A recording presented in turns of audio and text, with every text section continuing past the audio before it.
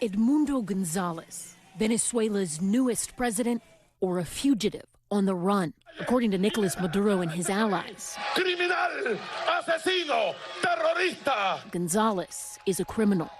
A new arrest warrant issued by the Public Ministry of Venezuela accuses González of forging public documents, inciting disobedience, sabotaging computer systems, and attempting to usurp government functions.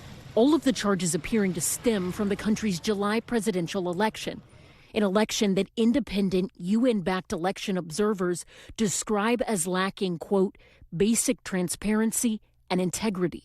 Este señor cobarde, González Urrutia. Maduro referring to González on his weekly television show, saying in part, quote, this man has the nerve to say he doesn't recognize laws.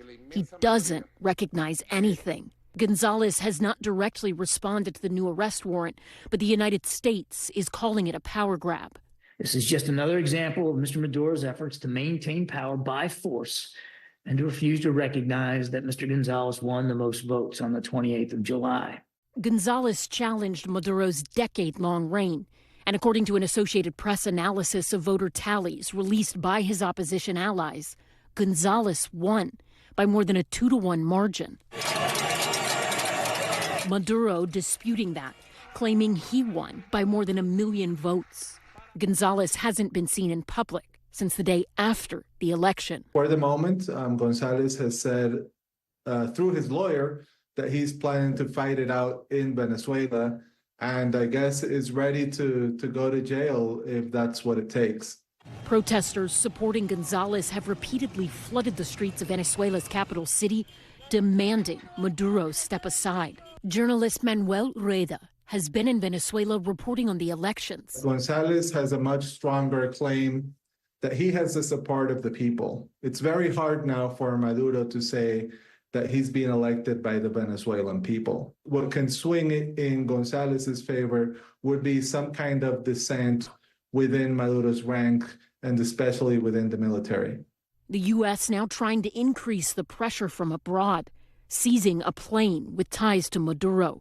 According to Attorney General Merrick Garland, the plane was purchased in the United States for $13 million through a shell company and smuggled out of the United States so it could be used by Maduro and his associates in violation of U.S. sanctions. The U.S. hoping it sends Maduro a message. We have the expertise, we have the reach, and we have the global partnerships in order to effect change against anybody, including powerful government heads who think they're untouchable. But as of today, Maduro remains in the presidential palace, and his support among Venezuela's military leadership seems rock solid.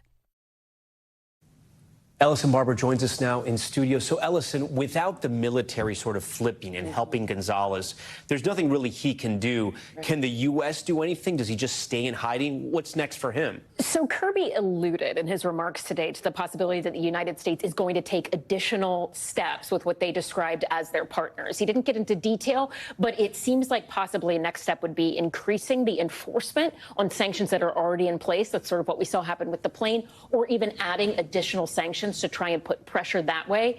But again, speaking with experts, they seem to say really the only way they think this changes is if there's some sort of crack within Maduro's ranks and primarily within the military. Ellison Barber for us. Ellison, we thank you for that. Thanks for watching. Stay updated about breaking news and top stories on the NBC News app or follow us on social media.